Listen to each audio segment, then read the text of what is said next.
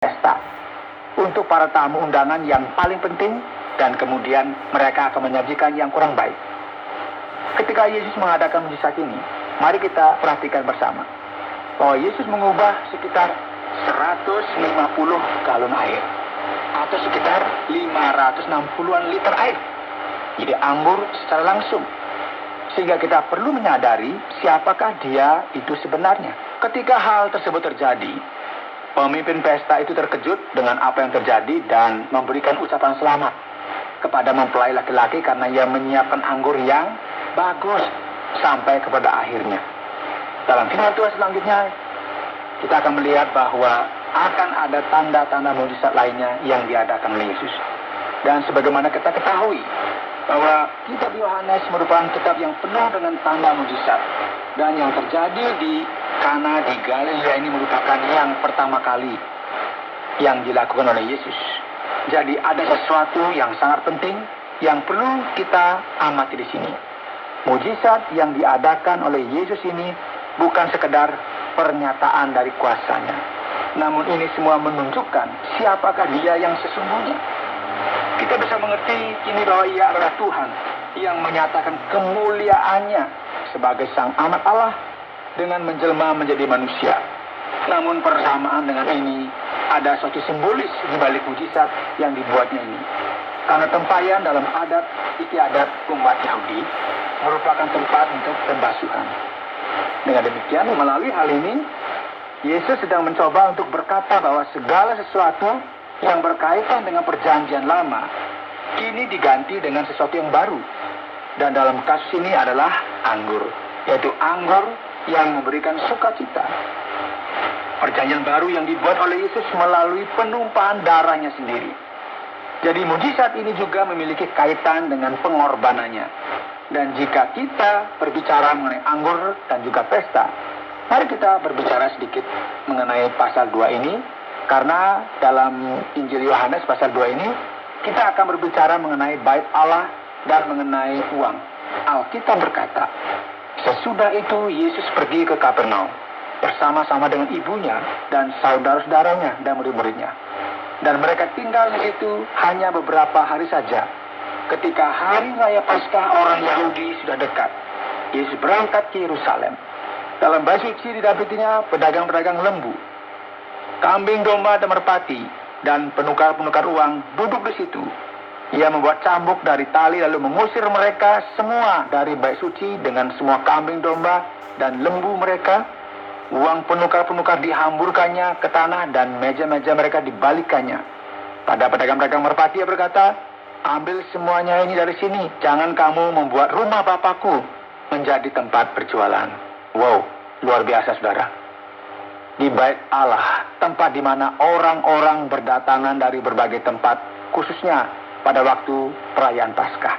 Tentu mereka akan lebih memilih membeli hewan untuk dipersembahkan di sana, nggak repot-repot bawa jauh-jauh. Sehingga yang terjadi di sana adalah penyalahgunaan keadaan, situasi, aji mumpung orang bilang. Karena banyak dari mereka yang tidak lagi tertarik untuk menyatakan imannya, melainkan mengeksploitasi orang-orang yang perlu membeli hewan untuk dikorbankan di bait Allah.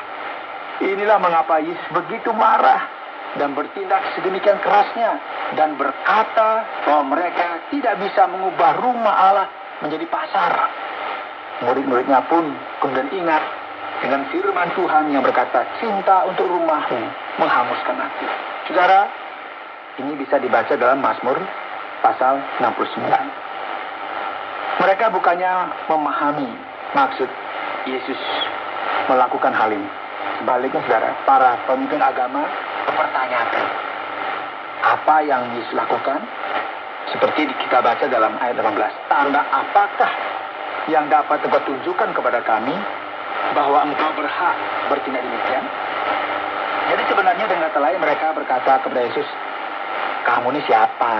Seenaknya saja kian kemari dan memerintah kami. Karena mereka semua bersalah atas perbuatan mereka.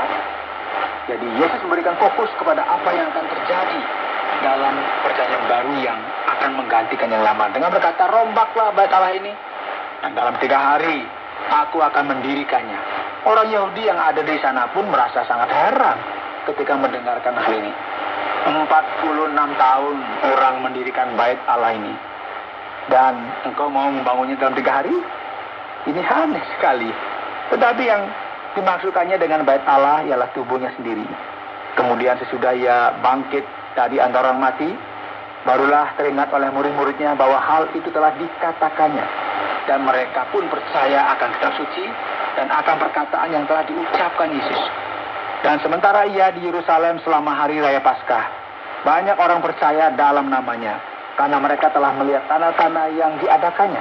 Tetapi Yesus sendiri tidak mempercayakan dirinya kepada mereka, karena ia mengenal mereka semua, dan karena tidak perlu seorang pun memberi kesaksian kepadanya tentang manusia, sebab ia tahu apa yang ada di dalam hati manusia.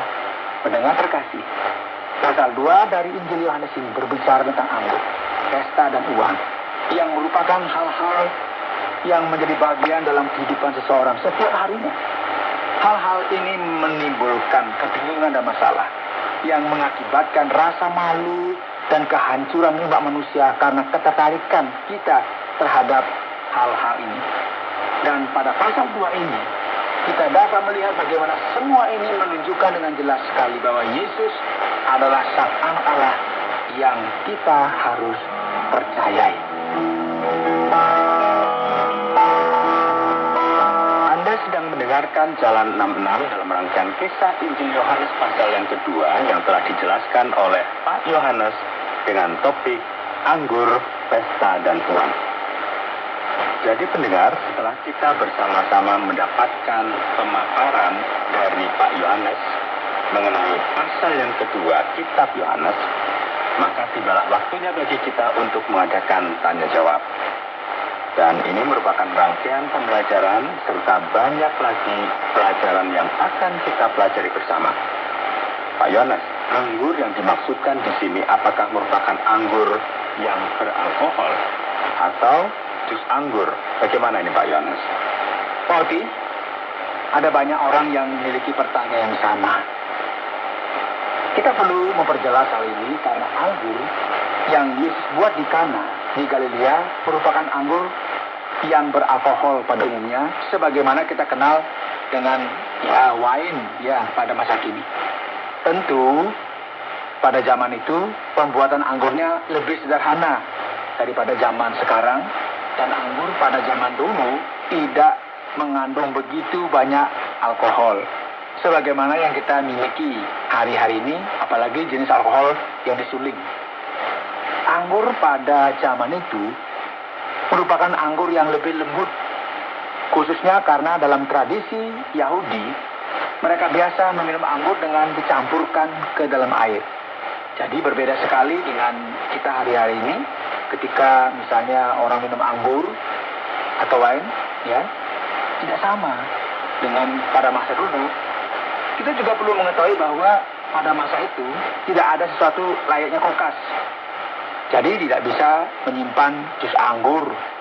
Dan budaya yang berlaku pada saat itu adalah minum anggur. Itu budayanya. Namun demikian hal ini tidak membatalkan apa yang tertulis dalam Alkitab yang mengkritik jika ada orang mabuk.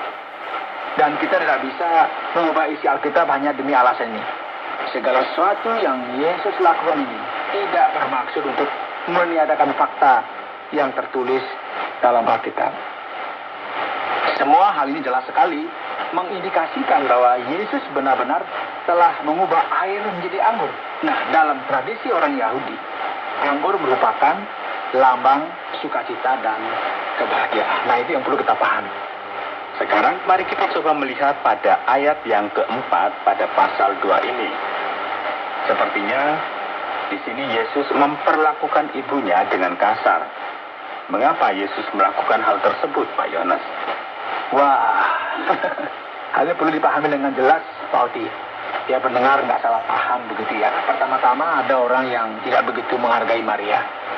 Tentu saja Maria merupakan seseorang yang spesial, seseorang yang dipilih oleh Allah untuk menjadi ibu dari Yesus, dan ini merupakan sesuatu yang menarik perhatian kita, dan kita tentu dapat berkata bahwa ia merupakan orang yang mendapatkan anugerah dari Allah.